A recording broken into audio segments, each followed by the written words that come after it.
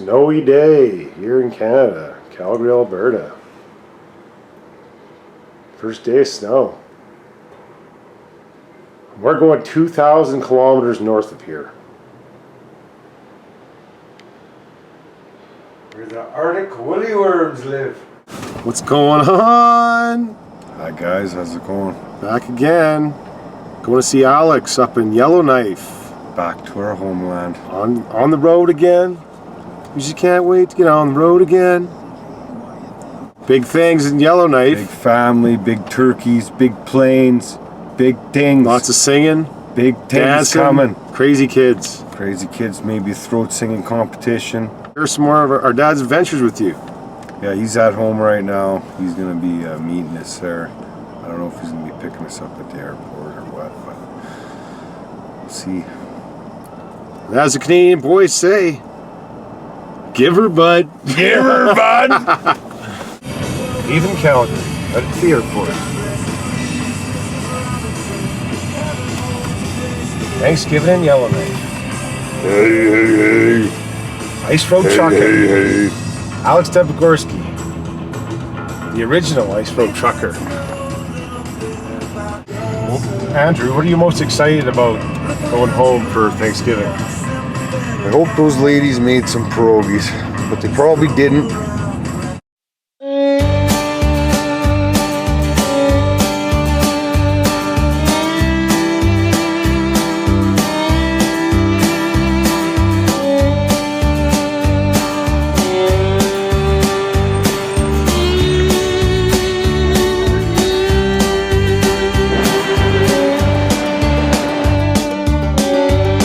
Wings of the Negroes, they mouth biting.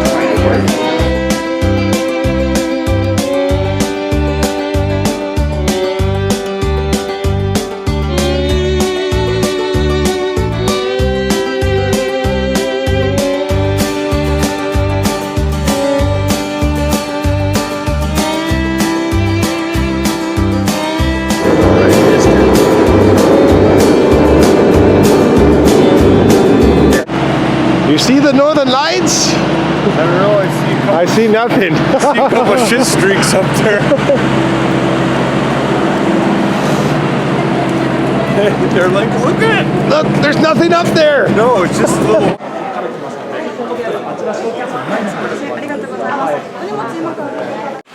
Doop, boop.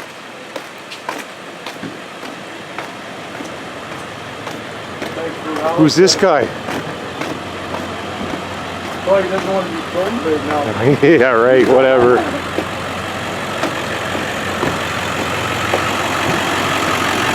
Hey, look. There, this is way Round you two. Look, this is where you need to film right there. Remember when Dad got his ticket? Oh, Alright. Here's Zoot. how are you? Welcome back to Yellowknife. I'm tired, waiting for you guys. All right, Plane is late. we're late. Hey, welcome to Yellowknife. A nice fall day. There's a big sign. Don't cut yourself. There's a knife at the bottom, the copper knife. So I came here in 1976, August 10th. Moved into the campsite across the road with 2 dogs and a tent. And I've been here ever since. So I don't know, it's 40 some years later. I'm still here in Yellowknife. When I came here, there was about 8,000 people. Now there's almost 20,000. It was a whole different town. Just about anybody that had money in this town came here broke. There's 2 gold mines right in town. Big gold mines. We're here for 50 years. They're both like, things have changed. The gold miners are gone. They're cleaning up the mines now. We're depending on diamond mines for income, but our biggest employer, Northwest Territories, is government. 44,500 people, twice the size of Texas. Half of us are Aboriginal, and our biggest employer is government. It's Canada as a whole, you know, that's the biggest employer is government because it takes so much to administer such a big country even with so few people, 35 million roughly. But here we are. This is the beginning of the city of Yellowknife, the big sign. We got a Frame Lake, what they call the Frame Lake Trail System. You can go for a big long walk, a bike ride, all this stuff for everybody who's a little bit chubby needs to and see the views. So I'm just going up to the Bristol Monument. When you arrive at Yellowknife and go past the airport, first thing you see is this big aircraft on a stand. This airplane was owned by a fellow by the name of Max Ward, who started flying fish from the back bay here years ago and turned into a big airline called Ward Air. And this was one of Ward Air's aircraft.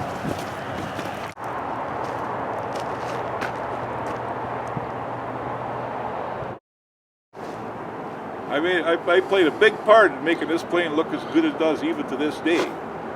You come to Yellowknife and you see this plane, you see a little part of Alec there. Interesting thing about this aircraft, when I came to town, all the control surfaces, being the rudder, the elevators, the ailerons, were all cloth covered. A metal airplane, cloth covered control surfaces. Of course, they had windows in it that were plexiglass, and not long before I came, they said a bunch of hippies were living in the plane. There was still half a bucket of poop in it. And so they put out a tender to clean this airplane up and paint it and fix all the control surfaces, like the wind had ripped all the cloth and it looked really tattered, eh? So I bid. It was one of the first jobs one of the first government jobs. It was the first government job I bid on. I had a business license in 1976 for Eagle North Contracting, and it's the first government job I bid on. And to refurbish this plane. And there was 3 bidders, including myself.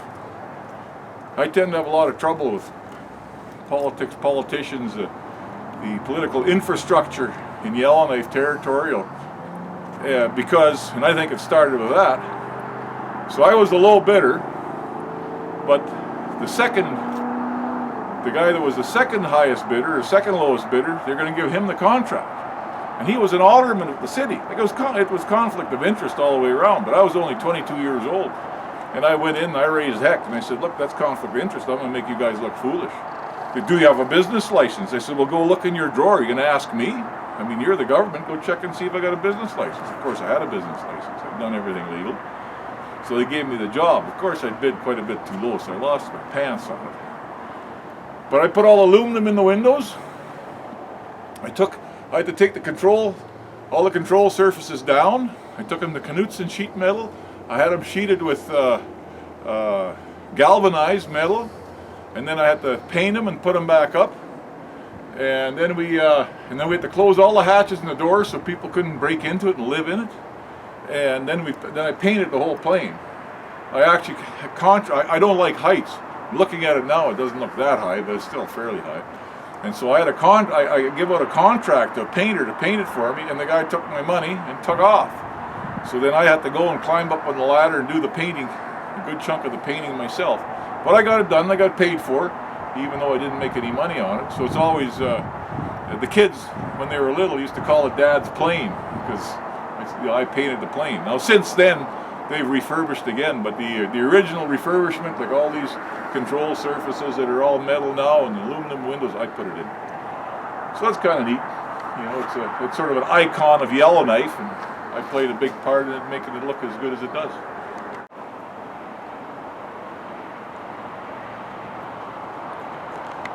Look, you're getting all new camp for ice road trucking this year. If I'm working out of Yellowknife, there's been all sorts of drama going on with Clecho Lantran, and everything's been changing. So I don't know what there's going to be for work and who's going to be the boss and what's going on.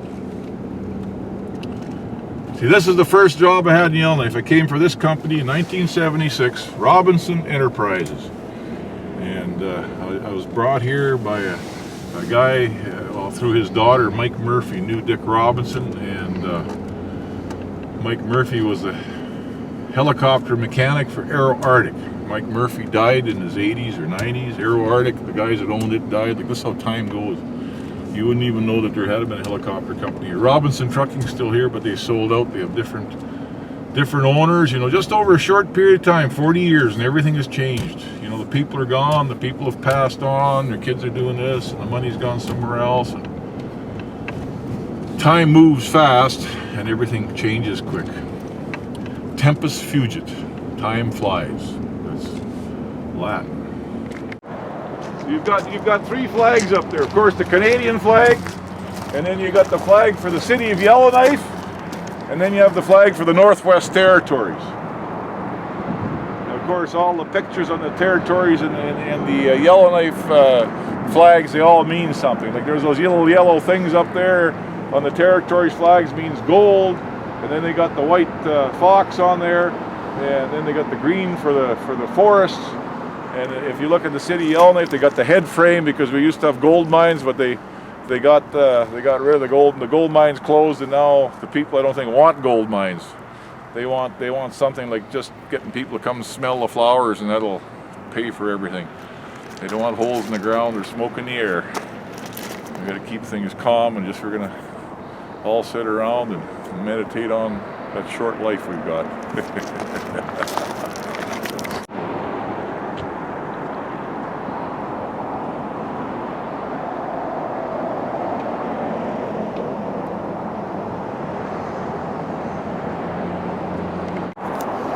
This is Frame Lake. So when you come into Yellowknife from the sign down Old Airport Road, this is the first lake you see on the left. And of course you've got quite a nice view of the city, some of the bigger buildings in the city. And over here you can see some of the buildings over here. There's our swimming pool, one of our ice hockey arenas over here. Some of the apartments as you come into town. Up here we got the brand new hospital, which is like $750 million that they're building. I don't really think we need it, but they got money to throw away, so they get right at it. And over here, some of the town, the major buildings downtown, and to the left is kind of hidden is our legislative assembly. And then right there, I think there's a museum with the glass windows, or maybe that's Northern Regional headquarters for our military. But this is one of the introductions to Yellowknife. There's lakes all around us. You'll see that the city's on a lake that's 350 miles long and 150 miles wide, which is the size of England. But there's lots of lakes in the city, like you call them puddles, but they're pretty big puddles. And of course, you can just see a little bit of ice on there. Winter's coming. Owie. I considered myself a high roller when I was 23 years old. I had 16 old mobile homes I'd bought and sold by the time I was 30 years old. But I tried to buy this big property over here.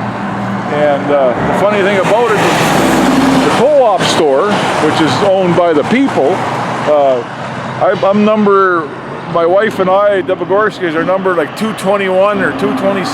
So it means that there's only 227 members when I joined. And we used to stock the shelves and do all the stuff in it so we didn't have to hire employees to keep the grocery prices down because the prices were so high here. So then I went to the city and this property was available. I was going to buy it and put all my cars on there and build a house or something, or build a shack to live in. And so it ended up, it's just the way the system, the government works their system. They had a draw system. If you want to buy land, then they'd have a draw. Anybody interested put their name in the draw. But then when I bought my first lot, well, I figured, oh, these are all the rules, you just follow the rules. And so you put your name in the draw and everybody else puts their name in the draw. But then I realized that some guys had put like 10 different names in the draw. So I'd put one name in, they'd put in 10 names, they'd buy all this property, and I wouldn't get mine because there was a 10 to 1 chance that they were going to get it. So then by the time I got the co-op, this piece of property here, it turned out I went to the city, and the city said, oh, we have another party that's interested in the land, the co-op store, which was kind of funny because I was part of the co-op, but I still, I wasn't quite as idealistic as I thought that everything was for the co-op, cheaper groceries. I thought, oh, I'm going to compete with the co-op for this land. So I put 2 names in, and they put in 1 name, and they got the land. And the city didn't have to do a big cleanup here, though. They got bigger with a couple hundred or 500 cars. Because that's what happened initially. I ended up with about 500 cars, and then there was kind of a bit of a mess when I was in the wrecking business. But I'm not in that. I'm just a collector now.